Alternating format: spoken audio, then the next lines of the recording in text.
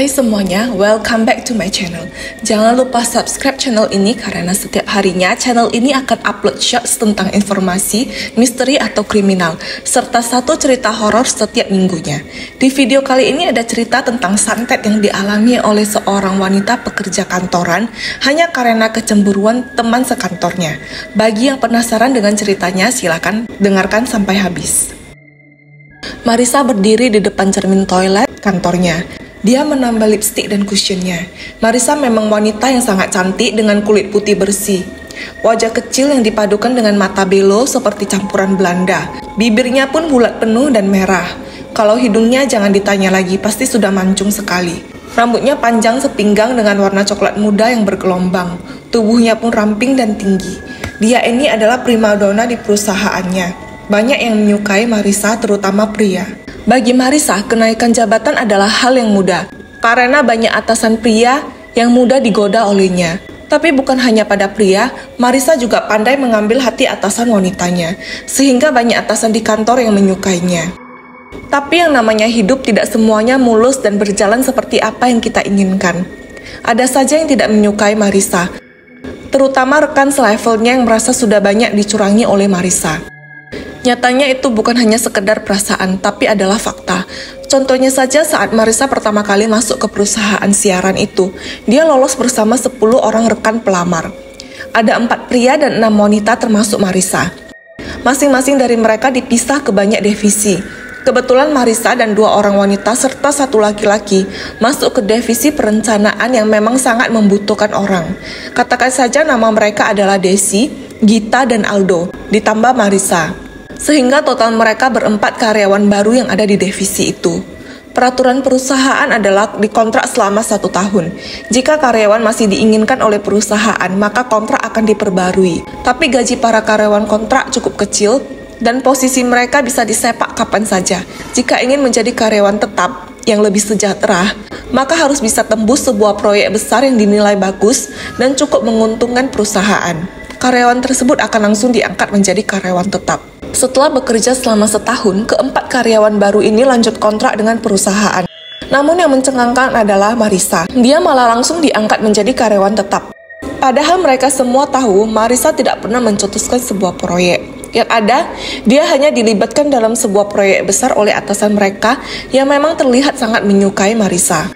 Tapi hal itu dihitung sebagai hal yang bisa membuat Marisa diangkat menjadi karyawan tetap. Ketiga karyawan kontrak itu pun merasa cukup terkejut dan bisa dibilang pasti ada kecemburuan di antara mereka.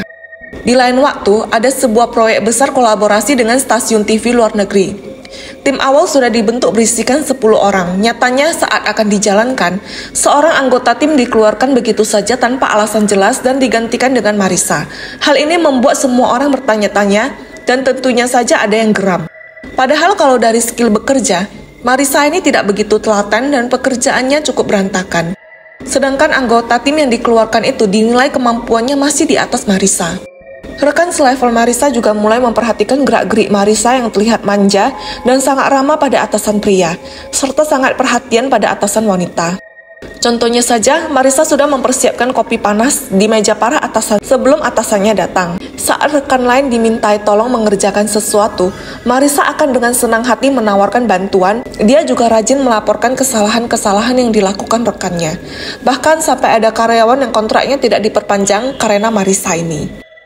Hal ini cukup membuat para atasan sangat sayang pada Marisa, tapi sebaliknya, rekan selevelnya sudah pasti sangat tidak menyukainya. Bisa dibilang, di kantor Marisa tidak berteman dengan rekan selevelnya. Dia akan makan siang dan berkumpul dengan para atasan karena dia sendiri merasa circle-nya sudah selevel dengan para atasannya. Pagi itu, seperti biasa, Marisa sudah menyiapkan kopi di meja para atasan. Dia pun langsung ke kamar kecil untuk bercermin dan memperbaiki sedikit riasannya. Sambil menatap cermin di depan wastafel, dia memoles kembali lipstik berwarna koralnya. Lalu menambal sedikit bedak di wajahnya. Setelah selesai, dia melihat kembali wajahnya di depan cermin dengan perasaan puas. Cermin kamar kecil itu menghadap langsung ke depan bilik-bilik toilet yang semuanya tertutup. Dari bilik itu terdengar rintihan wanita, seperti kesakitan dan menangis dengan suara lirih. Marisa yang merasa dia harus melakukan sesuatu agar mendapatkan pengakuan pun pelan-pelan mencari sumber suara tersebut. "Siapa ya?" tanya Marisa lembut. Suara tangisan itu masih ada, tapi tidak menjawab Marisa. "Halo, kamu kenapa?" tanya Marisa lagi sambil menunduk melihat ke bawah celah bilik, di mana kita bisa melihat kaki orang untuk mengetahui apakah ada orang di dalam bilik itu. Setelah mengecek satu persatu, di bilik paling ujung Marisa melihat sepasang kaki perempuan yang memakai sepatu bergaya Cina kuno. Kaki wanita itu putih sekali, hampir menyamai warna kloset duduk yang diduduki wanita berkaki pucat itu. Suara tangis itu semakin lirih dan keras. Marisa mencoba mengetuk untuk memanggil wanita di dalam. "Sis, ada masalah apa? Kenapa kamu nangis?" Sebagian maksud Marisa memang baik, dia ingin menanyakan keadaan teman sekantornya. Tapi sebagian lagi agar dia bisa diakui oleh orang-orang sebagai orang baik dan bisa semakin disukai oleh atasan.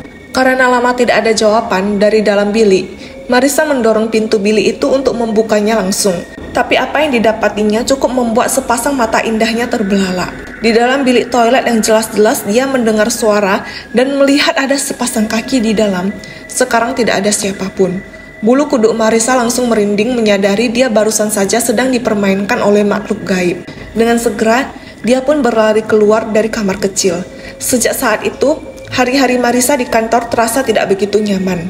Dia mulai merasakan ada sesuatu yang mengganjal di kantor itu. "Marisa, bahan untuk presentasi besok sudah siap?" tanya Ibu Rose, supervisor tim mereka. Maaf Bu, ini Gita baru saja kasih saya bahannya, jadi saya baru mau merangkumnya," jawab Marisa sambil melirik Gita yang wajahnya terlihat sebel. "Loh, kok baru dikasih sih Gita? Kan proyek ini sudah dikasih tahu dari 2 minggu sebelumnya," omel Bu Rose. Maaf Bu, saya baru tahu 2 hari lalu," jawab Gita. "Ah, kan saya sudah kasih tahu dari 2 minggu sebelumnya. Sudah saya infokan dari grup WA. Berarti kamu tidak membacanya," sangga Marisa tidak mau kalah. "Gita, kamu ke kantor saya sekarang," ucap Bu Rose dengan tegas. Gita sudah pasti akan dimarahi habis-habisan oleh Bu Rose. Rapat mereka akan dimulai besok di depan direktur. Marisa tersenyum licik dan mulai melanjutkan pekerjaannya. Rekan kerja yang lain memandangi Marisa dengan tatapan penuh benci. Tapi Marisa mengabaikannya. Hal seperti itu memang sudah kenyang dia alami sebagai penjilat di kantor. Memang benar yang dikatakan oleh Gita, dia baru mendapat info itu dari Marisa 2 hari sebelumnya. Dan Gita mengebut kerjaannya hanya dalam waktu 2 hari, hampir tanpa tidur. Marisa menjadi tangan kanan supervisornya, dan dia yang disuruh untuk menginfokan kepada timnya jika ada hal yang perlu dikerjakan oleh mereka. Terkadang dia suka melakukan jebakan lawas seperti sekarang ini untuk memperburuk citra rekan kerjanya. Setelah jam kerja, Marisa masih harus lembur karena tentu saja dia belum selesai merangkum semua bahan yang diberikan rekannya. Di jam 7 malam, hari sudah semakin gelap. Beberapa ruang kantor pun tentunya sudah dimatikan lampunya dan penghuninya sudah berpulangan. Di lantai itu, hanya tinggal Marisa sendiri yang masih bekerja dengan sebagian besar lampu sudah dimatikan. Beberapa kali cleaning service naik ke lantai itu untuk membersihkan dan merapikan ruangan. Tapi sampai di pukul 8 malam, cleaning service pun sudah pulang semua. Pekerjaan Marisa masih tersisa sedikit. Malam ini bagaimanapun caranya, Marisa harus menyelesaikannya karena rapatnya besok pagi. Di tengah pekerjaannya, Marisa merasakan sesak ingin buang air kecil. Dia pun buru-buru bangkit dari duduknya dan berlari kecil ke toilet yang ada di lantai itu. Ketika dia memasuki toilet itu, dia melihat ada seorang wanita yang baru saja masuk ke bilik paling ujung. Marisa berpikir, syukurlah masih ada orang yang lembur, aku tidak sendirian. Dia pun masuk ke salah satu bilik dan menyelesaikan urusannya. Setelah itu, Marisa sempat bercermin sebentar seperti biasanya. Dia pun membuka keran air dan mencuci tangan. Tapi tiba-tiba, keran air dari wastafel di sebelahnya terbuka sendiri. Airnya mengalir dengan derasnya hingga membuat Marisa terlonjak kaget. Marisa sempat melihat ke sekitar dan ternyata tidak ada siapapun di sana. Dia kembali mematikan keran air itu.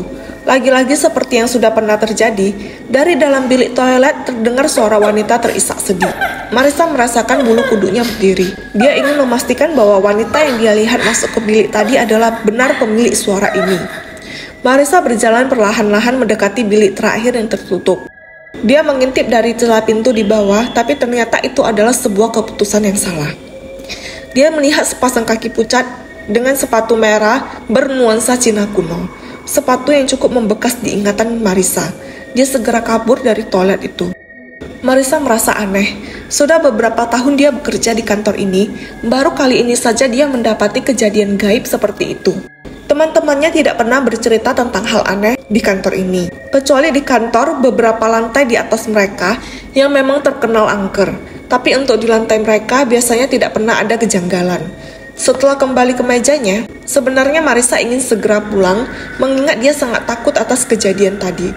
Tapi setelah diingat kembali bahan untuk rapat besok pagi belum selesai, karena ulah dia juga, dia pun mengurungkan niatnya untuk pulang dan melanjutkan pekerjaannya. Bukannya dia tidak bisa melanjutkannya di rumah, tapi dia juga masih harus memprint seluruh bahan dan menyusunnya. Di rumah tentu saja dia tidak bisa melakukannya tanpa printer. Dengan tangan gemetaran, Marissa mencoba mengatur nafasnya kembali untuk fokus bekerja. Selagi dia meneruskan pekerjaannya, dari barisan meja di bagian depan, seperti ada seseorang yang lewat tanpa suara. Hanya ada bayangan. Marissa sontak menengadahkan wajahnya untuk melihat siapa yang lewat. Ternyata tidak ada siapapun. Dia kembali menundukkan wajahnya ke laptop dan meneruskan pekerjaannya. Dari arah baris belakang terdengar suara keyboard yang diketik dengan cepat.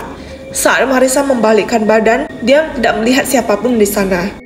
Tidak lama berselang, dari kolong meja Marissa ada sebuah tangan dingin yang menyentuh kaki Marissa.